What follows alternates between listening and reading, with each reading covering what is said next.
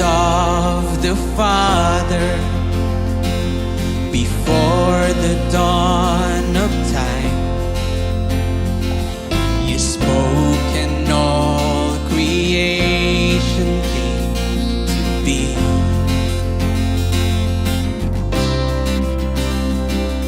The molecules and planets reveal your great design,